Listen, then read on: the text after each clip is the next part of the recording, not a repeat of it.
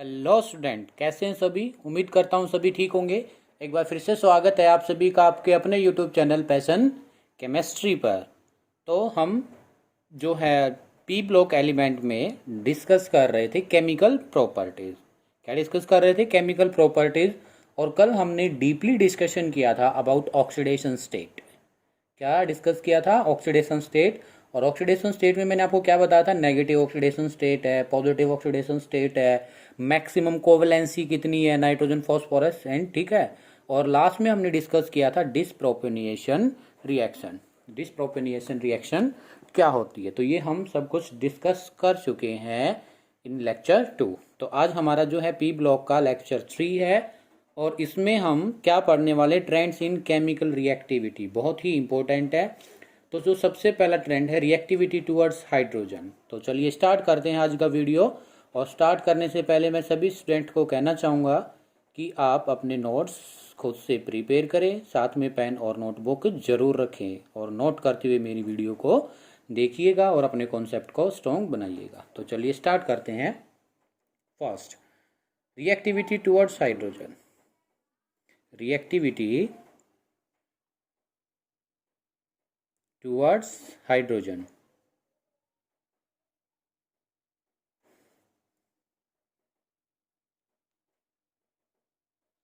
Towards hydrogen, ठीक है। यानी कि formation of hydride, formation of hydride.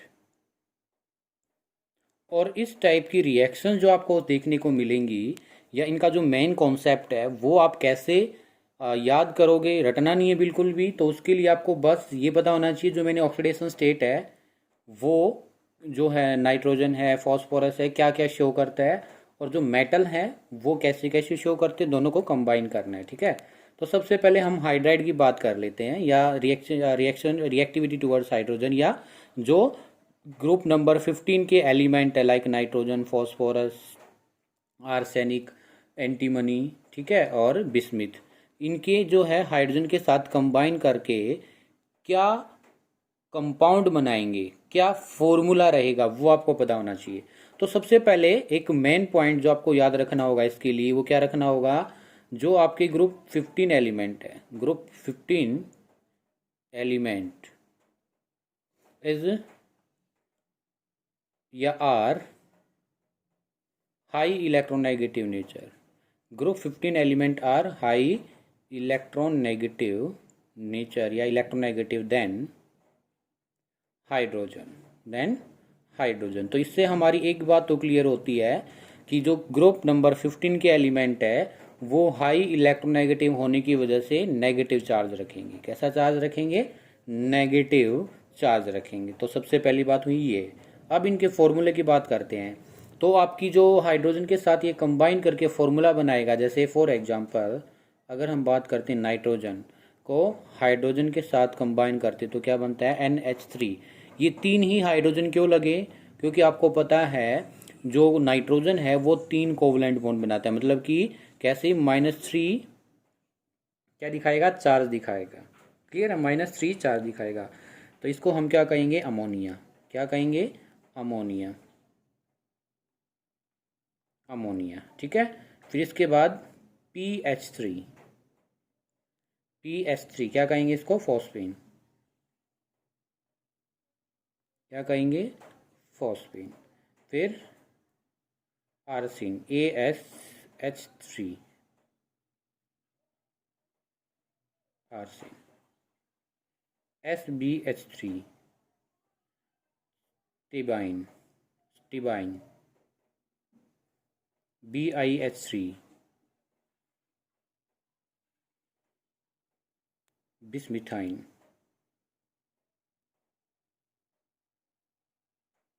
बिस्मिथाइन। Clear है? ये आपकी क्या है? रिएक्टिविटी या क्या है जो आपके ग्रुप नंबर 15 के एलिमेंट है वो हाइड्रोजन के साथ कैसे कॉम्प्लेक्स बनाएंगे। तो ये आपके पास कॉम्प्लेक्स बनाने की टेंडेंसी है, ठीक है। तो इसमें आपकी एक बात और है कि सर आपने ये जो लाइन लिखवाई group 15 element are high electronegative element then nitrogen, तो क्या सभी के सभी ऐसे होंगे? जो बिस्मिथ है, जो क्या है? बिस्मिथ, इसका आपको कमेंट बॉक्स में रिसर्च करके मेरे को एक आंसर बताना है कि bismuth is more electronegative than hydrogen और नॉट। क्लियर है? इससे पहले वाली कोई प्रॉब्लम नहीं होती है। अब बात कर लेते हैं इनकी प्रिपरेशन कैसे होगी। जो प्रिपरेशन है काफ़ी बार आपके पता होना चाहिए, जो हमारा NH3 बना है या PH3 बना है ये कैसे बनेगा। तो इसकी जो प्रिपरेशन फर्स्ट प्रिपरेशन है वो है bye hydrolysis of binary metal compound. Preparation, तो प्रिपरेशन है इनकी ए मेथड जो bye hydrolysis, bye hydrolysis of binary metal compound, binary metal compound, binary metal compound की हेल्प से। अब आपको ये पता होना चाहिए कि बाइनरी मेटल्स क्या होते हैं, बाइनरी मेटल्स क्या होंगे। तो जो बाइनरी मेटल्स हैं जैसे Mg, ये क्या है? मेटल है, और इसके साथ क्या लगा दें हम? 2N2। देखो अगर हम बात करते हैं, चलो इसके फॉर्मूला ही बनाना सिखा रहा हूँ मैं आपको कैसे बनाएंगे, ठीक है? बिल्कुल ध्यान से समझना है। एक तो हम मेटल ले लें Mg, और एक हम क्या ले लें? नाइट्रोजन। और इसका मेरे को एक फॉर्मूला बनाना है। क्या बनाना है? फॉर्मूला बनाना है। बिल्कुल ध्यान से समझना है, ये 11th की बात होती है फॉर्मूला कैसे बनाए। तो आपको पता है कि जो मेटल है वो तो पॉजिटिव चार्ज शो करता है। कितना चार्ज शो करेगा? पॉजिटिव चार्ज शो करेगा। और जो नॉन मेटल है वो नेगेटिव चार्ज शो करेगा। इतना क्लियर है? इसलिए जो है मेटल के साथ कंबाइन होगा तो ये कैसा चार्ज दिखाएगा? -3, और इस पर कैसा चार्ज आएगा? +2। मतलब इसको तो 3 इलेक्ट्रॉन्स लेने हैं, -3 चार्ज, और ये क्या 2 इलेक्ट्रॉन्स देगा। तो अगर फॉर्मूला बनाएं तो हम कैसे बनाते थे? By cross multiply. ये जो 3 दिखाया मैंने चार्ज, ये इसके यहाँ पर आ जाएगा, और ये 2 है ये इसके यहाँ चला जाएगा। तो क्या फॉर्मूला बनेगा बताइए? क्या फॉर्मूला बनेगा? Mg3N2। इसी को क्या बोला है? Binary metals. क्या बोला है? Binary metals. अब इसकी क्या करनी मेरे को? हाइड्रोलिसिस। क्या करनी है? हाइड्रोलिसिस। जो तो फॉर्मेशन होगा बेटा, कितने हाइड्रोजन आपको रिक्वायरमेंट हो। तो रिडॉक्स में मैंने आपको क्या बताया था, जहाँ भी आपको नाइट्रोजन और उसकी हाइड्रोलिसिस करते तो सबसे पहले बना दीजिए आप अमोनिया। क्या बना दीजिए? अमोनिया। कैसे? देखो हाइड्रोजन को मैंने क्या कर लिया? ब्रेक कर लिया। कॉन्सेप्ट सिखा रहा हूँ कि कैसे क्या करेंगे। बच्चे रट लेते हैं, इस चीज़ को रटना नहीं है। इसको भी आप क्या बना लीजिए? आयनिक, H पॉजिटिव और OH नेगेटिव। कोशिश करेंगे हम जहाँ तक आपको समझा सके कॉन्सेप्चुअली। कुछ रिएक्शंस में हम आयनिक फॉर्म से नहीं दिखा पाएंगे, लेकिन यहाँ पर हम आपको दिखा सकते हैं। ये H पॉजिटिव और OH नेगेटिव। इस केस में भी आप क्या इसको आयनिक फॉर्म में बना लो। क्या होगा? Mg2 पॉजिटिव, कितने? ये 3, और N कितने हैं? 2। कितना? 3 नेगेटिव चार्ज होगा। यस और नो? तो इसी वजह से देखो 3 नेगेटिव चार्ज, इसके पास कितने आएंगे? 3 H पॉजिटिव आएंगे। यस और नो? कितने आएंगे? 3 H पॉजिटिव आएंगे। तो हमारा क्या बन जाएगा? NH3। और N इसमें कितने हैं? नाइट्रोजन देखो इधर कितने हैं? 2, तो इसके सामने लगा दो 2। Mg कितने हैं? 3। Mg है 3। एक मैग्नीशियम पर 2 पॉजिटिव, तो 3 पर कितना हो जाएगा? 6। तो जो OH चाहेंगे वो कितने चाहिए हमें यहाँ पर? OH बोलो कितने चाहिए हमें? तो जो OH है इसको हम एक मैग्नीशियम के साथ, देखो यहाँ पर एक मैग्नीशियम पर है 2 पॉजिटिव चार्ज। एक मैग्नीशियम पर कितना है? 2 पॉजिटिव चार्ज, और एक OH पर है कितना? 1 नेगेटिव चार्ज। तो इसको अगर बैलेंस करना है, इसको क्रॉस मल्टीप्लाई कर दो फिर से। क्या बनेगा? Mg के 2 हैं तो ये इधर चले जाएंगे, और OH पर एक चार्ज इधर आ जाएगा, तो MgOH ट्वाइस। एक Mg के पास कितने OH है? 2, तो 2 लगा दो। फिर इसको क्या कर दो? बैलेंस। Mg है कितने? 3, तो इसके सामने 3 लगा दीजिए। तो अगर आप इसको बैलेंस करोगे एट लास्ट में, तो हमें वाटर मॉलिक्यूल्स जो चाहिए वो कितने चाहिए? 6। कितने चाहिए? 6। फिर से सुनिएगा, ऐसे ही एक रिएक्शन को मैं बहुत ही अच्छे से एक्सप्लेन कर रहा हूँ, क्योंकि ये बहुत ही ज़रूरी है एक्सप्लेनेशन इनकी। तो देखिए, पहले तो मैंने आपको सिखाया बाइनरी मेटल्स क्या होते हैं। बाइनरी मेटल्स क्या होते हैं? तो मैंने क्या बताया? मेटल और एक नॉन मेटल, यानी कि नाइट्रोजन वाली फैमिली पढ़ रहे हैं। इस पर चार्ज आपको पता है कि मेटल्स जो मैग्नीशियम लिया इस पर तो पॉजिटिव चार्ज होता है, ये 2 इलेक्ट्रॉन्स को लॉस कर सकता है, नाइट्रोजन 3 इलेक्ट्रॉन्स गेन करेगा। क्रॉस मल्टीप्लाई कराया तो हमने बाइनरी मेटल्स का फॉर्मूला बना लिया। फिर इसकी हाइड्रोलिसिस की। हाइड्रोलिसिस मैंने कैसे की, इसको फिर से आयनिक फॉर्म में दिखाया, इसको भी मैंने क्या लिखा, आयनिक फॉर्म में लिखा, इसको वाटर को भी आयनिक फॉर्म में लिख दिया। एच पॉजिटिव किसके पास जाएगा, नेगेटिव के पास। ओ एच नेगेटिव किसके पास जाएगा, पॉजिटिव के पास। बस आपको पता है एक मैग्नीशियम के पास 2 पॉजिटिव चार्ज है, ओ एच यानी का हाइड्रोक्साइड के पास 1 नेगेटिव है, तो इसको फिर से क्रॉस मल्टीप्लाई कर लो। क्यों, क्योंकि हमें क्या करना है, न्यूट्रल फॉर्मूला बनाना है। जो ये नेगेटिव चार्ज है पॉजिटिव चार्ज ये कैसे बैलेंस होता है, बाई गेनिंग और लॉस ऑफ इलेक्ट्रॉन। तो ये नेगेटिव चार्ज इसके यहाँ, मतलब ये नेगेटिव कितना है इस पर 1, तो इसका 1 यहाँ आ जाएगा और ये 2 है यहाँ आ जाएगा, यानी कि एक मैग्नीशियम को कितने 2 OH बैलेंस करेंगे। ठीक है, 2 OH नेगेटिव आयन बैलेंस करेंगे, क्योंकि Mg पर 2 पॉजिटिव चार्ज होते हैं। तो एक को 2 बैलेंस करते हैं, लेकिन मैग्नीशियम है कितने 3, तो इस वजह से मैंने 3 लगाया, 3 × 2 6। आपको ये बैलेंस किया और ये एट लास्ट में 6 वाटर मॉलिक्यूल्स रिक्वायर्ड रहे, मैंने ये बताया है। क्लियर है।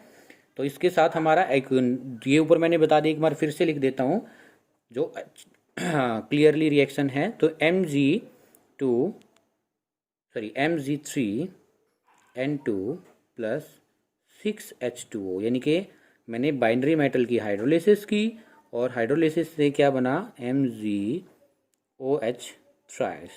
कितने ये 2 MgOH का ट्वाइस, सॉरी थ्राइस नहीं यहाँ लगेगा, प्लस 2NH3। तो ये क्या बना, हाइड्राइड। और इसको क्या बोला था मैंने, अमोनिया। क्या बोला था, अमोनिया। क्लियर है।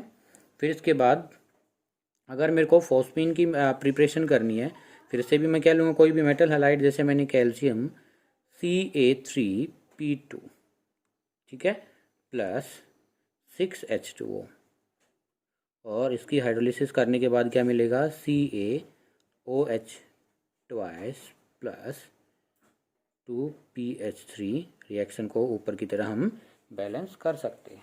ठीक है, तो ये आपके पास अमोनिया है और ये फॉस्फाइन, ये क्या है, फॉस्फाइन। क्लियर है।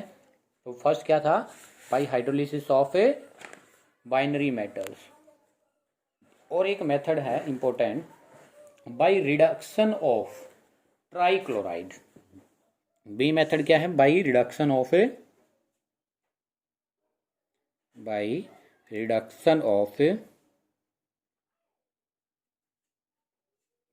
ट्राइक्लोराइड। ट्राइक्लोराइड का रिडक्शन कर दीजिए, जैसे ECl3 plus 3LiAlH4, lithium aluminium hydride. इसका नाम क्या है, lithium aluminium hydride, lithium aluminium hydride. और ये क्या करता है, ये H नेगेटिव देता है। क्या देता है, ये H नेगेटिव एनायन देगा। लिथियम एल्यूमिनियम हाइड्राइड क्या करता है, H नेगेटिव एनायन देता है। ठीक है, ये आपको याद रखना है। और यहाँ पर जो ये E लिखा है, ये क्या हो सकता है, नाइट्रोजन जी हो सकते हैं, फॉस्फोरस हो सकते हैं, आर्सेनिक Sb, ठीक है, एंटीमनी बिस्मिथ, ये हो सकते हैं यहाँ पर E की वैल्यू। और इससे हमारा क्या बन जाएगा, EH3 plus 3LiCl plus AlH3। ये भी कितने चाहिएंगे, 3 चाहिएंगे। ठीक है, AlH3। देखो इस रिएक्शन को मैं बिल्कुल इजी बना दे रहा हूँ आपके लिए। कैसे, एक बार हम बात करते हैं लिथियम एल्यूमिनियम हाइड्राइड की स्ट्रक्चर। जो लिथियम एल्यूमिनियम हाइड्राइड की स्ट्रक्चर है बेटा जी, वो कुछ ऐसे हैं, H H H H, और इस पर ये नेगेटिव चार्ज, और इसको बैलेंस करने के लिए यहाँ पर लिया गया है लिथियम पॉजिटिव। क्लियर है, यस और नो, यस, वेरी गुड। ये मैंने एक लिथियम लिया है, लिथियम एल्यूमिनियम हाइड्राइड मैंने एक मॉलिक्यूल्स लिया लिथियम का, लेकिन हमने यूज कितने किए, 3। तो मैं एक का बता देता हूँ क्या होगा। देखो यहाँ से मैंने क्या बोला, लिथियम एल्यूमिनियम हाइड्राइड क्या देगा, बोलो क्या देगा, H नेगेटिव। क्या देगा, H नेगेटिव। तो ये जो मैंने लिया था E, और इसके साथ मैंने क्या लगा दिया था, 3Cl। 3Cl। क्लियर है। तो ये क्या होगा, देखो रिएक्शन का मैकेनिज्म समझना आपको। ये जो H है, एक बॉन्ड में कितने इलेक्ट्रॉन्स होते हैं, 2। जो हाइड्रोजन है वो एल्यूमिनियम से ज्यादा इलेक्ट्रोनेगेटिव एलिमेंट होता है। क्या कहा मैंने, बिल्कुल ध्यान से सुनिएगा। जो हाइड्रोजन है वो एल्यूमिनियम से ज्यादा इलेक्ट्रोनेगेटिव एलिमेंट है। ज्यादा इलेक्ट्रोनेगेटिव एलिमेंट होने का मीनिंग क्या हुआ कि ये जो एक बॉन्ड में दोनों इलेक्ट्रॉन्स है, दोनों इलेक्ट्रॉन्स को ले जा करके यहाँ ई क्या था आपके पास, नाइट्रोजन, फॉस्फोरस, आर्सेनिक, इन किया, इस पर क्या होगा, पीछे से अटैक कर देगा और यहाँ आगे से क्या निकल जाएगा, Cl। क्या निकल जाएगा, Cl। तो क्या बना बोलो बेटा, Cl, Cl। और इधर चलो, इधर से आप ये Cl यहाँ दिखा दो और ये H दिखा दो पीछे की तरफ। देखो एक Cl तो निकल गया और ये कितने Cl बचे, 1 2। तो इसको मैंने 1 रखा, इसको मैंने 2 रखा और ये 3 रखा। तो सिर्फ आपके पास 1 और 2 है और पीछे से क्या आ गया, ये हाइड्रोजन आ गया। ठीक है, हाइड्रोजन मैंने ये अटैक दिखा दिया। अब इसमें क्या होगा कि देखिए, जो ये Cl किस फॉर्म में निकला होगा, Cl नेगेटिव की फॉर्म में निकला होगा, बोलो यस और नो। और इसको यहाँ पर क्या मिल जाएगा, Li पॉजिटिव। दोनों मिला करके क्या बना देंगे, LiCl। तो ऐसे ही देखो फर्स्ट प्रोसेस में ये हुआ, सेकंड में एक और एल्यूमिनियम लिथियम एल्यूमिनियम हाइड्राइड का फिर से एक पीछे से अटैक करेगा, यहाँ से ये Cl निकल जाएगा, फिर एक और H आ जाएगा, फिर ये फिर से अटैक करेगा, Cl निकल जाएगा और H आ जाएगा। इस तरीके से ES3 बन जाएगा। कितना बन जाएगा, 3 स्टेप में ES3। यानी कि एक मोल, ध्यान से सुनना है, एक मोल हाइड्राइड क्या बनाने के लिए, एक मोल हाइड्राइड ऑफ ग्रुप 15 एलिमेंट को बनाने के लिए आपको 3 मोल ऑफ, देखो यहां से ही पता चल रहा है ना कि एक मोल, तब आपका ट्राई जो है नाइट्रोजन फैमिली का जो भी क्लोराइड है रिएक्ट करता है कितने के साथ, 3 mole of lithium aluminium hydride, और जो प्रोड्यूस करेगा वो कितना करेगा, 1 mole of hydride of group 15 element, group 15 element. ठीक है, तो ये आपको याद रखना, आपसे काफ़ी बार पूछा भी जाता है कि एक मोल हाइड्राइड यानी कि 1 मोल ऑफ ग्रुप 15 हाइड्राइड बनाने के लिए कितने number of lithium aluminium hydride की रिक्वायरमेंट होगी। क्लियर है, चलिए समझ आया। बिल्कुल आप इस स्टेप को या इसको 2 बार देखेंगे कम से कम, ताकि आपको अच्छे से समझ आ जाए। कहीं भी नहीं मिलेगा ये आपको, बुक में तो बिल्कुल डायरेक्ट रिएक्शन दी हुई होती है आपको कि डायरेक्ट रट लेते हैं बच्चे, लेकिन आपको ये पता होना चाहिए कि कहाँ पर पॉजिटिव नेगेटिव कैसे क्या हो रहा है। ये रिएक्शन मैकेनिज्म भी मैं आपको साथ साथ बता रहा हूँ, ताकि आपको क्या हो, रिमेंबर करने में, लर्न करने में, कॉन्सेप्ट को सीखने में कोई प्रॉब्लम ना आए। ठीक है, फिर इसके बाद करते हैं स्ट्रक्चर ऑफ हाइड्राइड। क्या बात करते हैं हम, स्ट्रक्चर ऑफ हाइड्राइड। तो स्ट्रक्चर ऑफ हाइड्राइड देखिएगा, बहुत ही इंटरेस्टिंग है। ठीक है, structure of hydride, structure of hydride, जो अभी पीछे मैंने हाइड्राइड लिखे थे, इनकी स्ट्रक्चर क्या होगी। तो स्ट्रक्चर्स की अगर हम बात करें तो देखिए, तो सबसे पहले हम हाइब्रिडाइजेशन की बात करते हैं।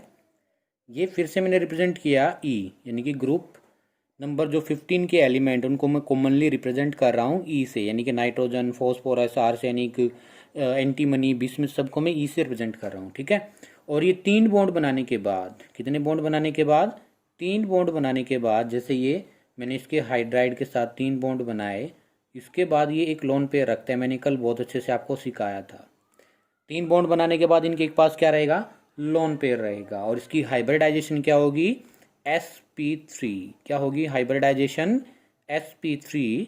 और अगर आपके पास हाइब्रिडाइजेशन sp3 है और केस बन रहा है 3, तो इसमें क्या है, बॉन्ड पेयर, और एक क्या है, लोन पेयर। यानी कि कैसा बेस, कैसी कंडीशन बन रही है, 1l.p, यानी कि 1 तो लोन पेयर है, प्लस 3 क्या है इसमें, bond pair, bond pair b.p, bond pair. अगर आपके पास ऐसी कंडीशन आए sp3 हाइब्रिडाइजेशन में कि एक तो लोन पेयर हो, ये रहा 1 लोन पेयर, और 3 क्या है, ये बॉन्ड पेयर, तो अगर आपके पास ऐसी कंडीशन है तो इस शेप को हम कहते हैं क्या, पिरामिडल शेप,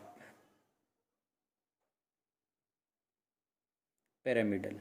ठीक है, क्या कहेंगे, पिरामिडल शेप का होते हैं। क्लियर है, लिखो जल्दी से इतना, अगर हम बात करें जैसे अब ammonia, ammonia NH3 H H H, और बात करते हैं PH3 की, PH3 की। तो अब एक बात समझनी बेटा आपको, देखिएगा बिल्कुल ध्यान से समझना, बिल्कुल ध्यान से, और बहुत ही अच्छा क्वेश्चन है।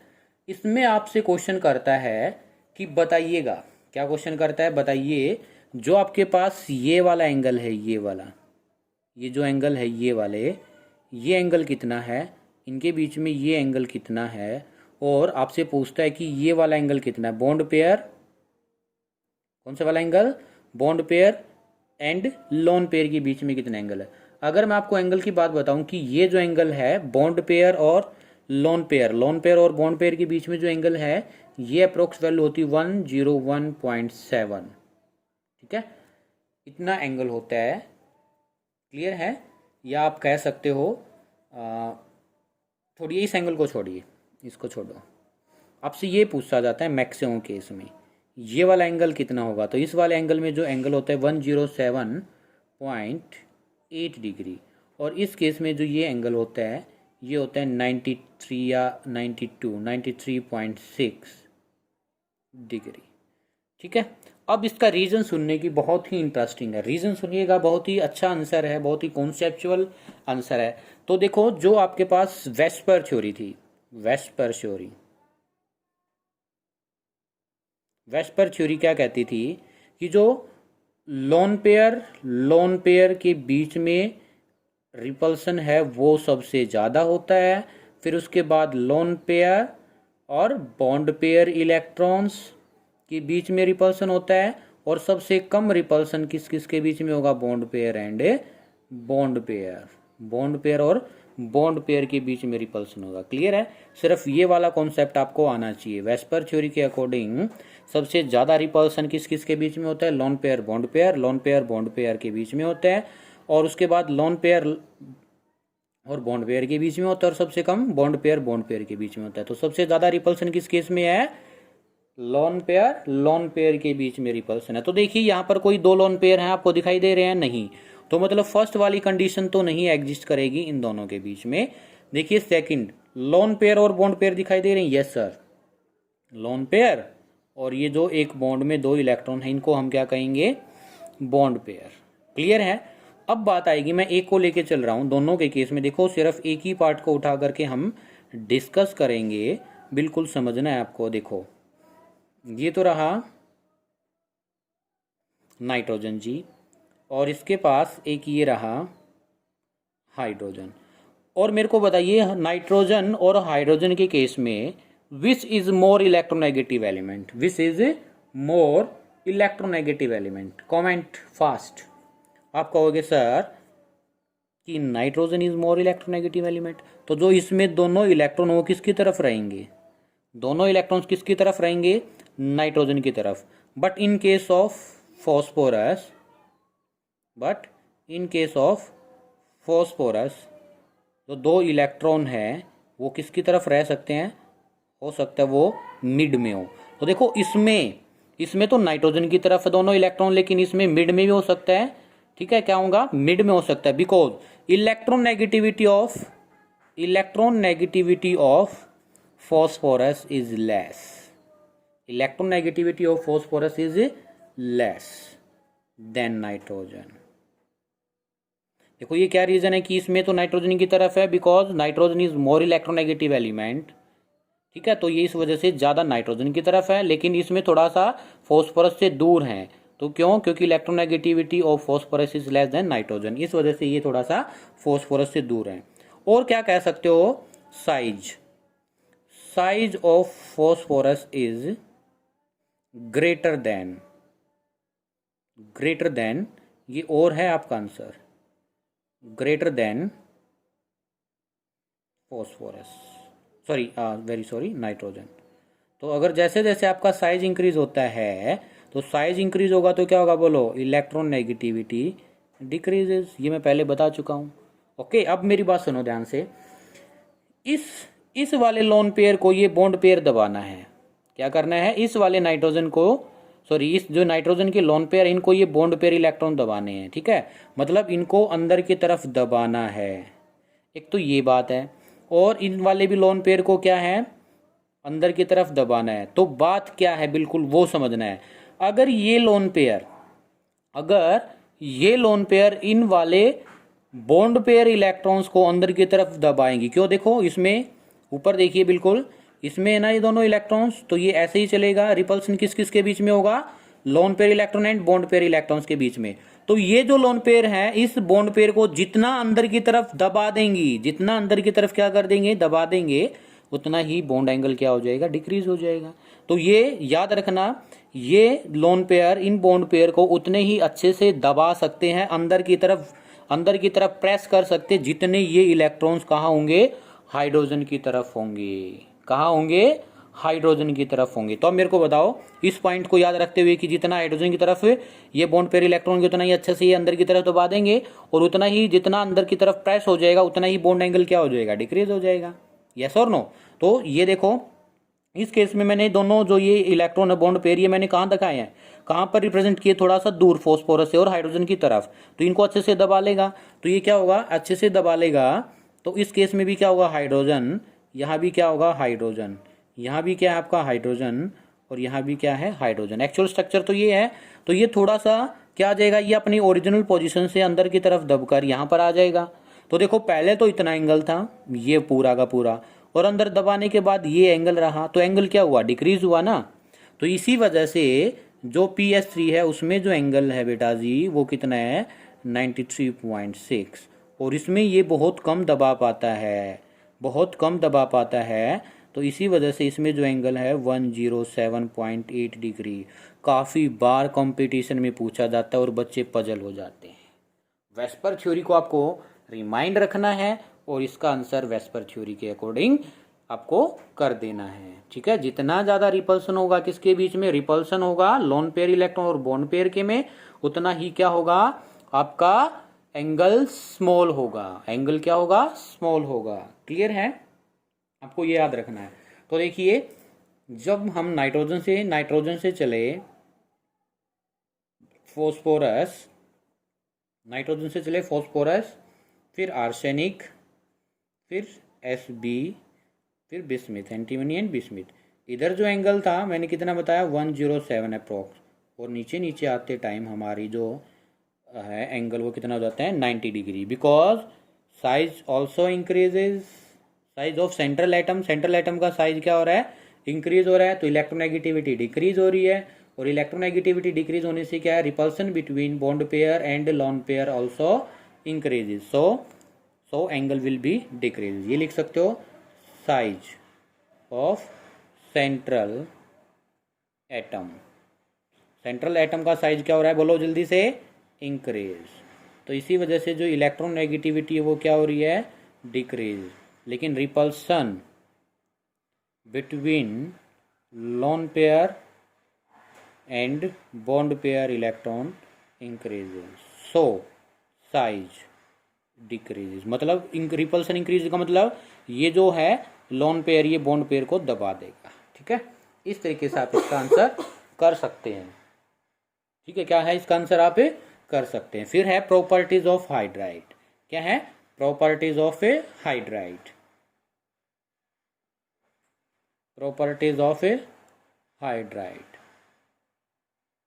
जो प्रॉपर्टीज ऑफ हाइड्राइड है ये हम नेक्स्ट वीडियो में डिस्कस करेंगे, ठीक है। इसमें हम क्या प्रॉपर्टीज ऑफ हाइड्राइड में बॉइलिंग पॉइंट क्या है, मेल्टिंग पॉइंट क्या है, ठीक है, यही सोल्युबिलिटी क्या है, थर्मल स्टेबिलिटी क्या है, रिड्यूसिंग करैक्टर क्या है, ये सब बातें हम करने वाले हैं, ओके। तो उम्मीद करता हूँ आज का वीडियो आपको अच्छा लगा होगा। अगर आप वीडियो अच्छा लगे तो बेटा प्लीज़ वीडियो को लाइक कीजिए, शेयर कीजिए और कमेंट में बताइए वीडियो कैसा रहा, कहाँ पर आपको प्रॉब्लम आई है। लेकिन ये इस टाइप के कॉन्सेप्ट बेटा आपको कंपटीशन में बहुत मिलेंगे, तो ये कॉन्सेप्ट आपको बिल्कुल नहीं भूलना है, आपके पेपर में भी पूछा जाते हैं, ठीक है। तो मिलते हैं जल्दी ही प्रॉपर्टीज ऑफ हाइड्राइड के साथ। तब तक के लिए thank you, bye bye, see you. और जाते टाइम चैनल को सब्सक्राइब करना ना भूलिए।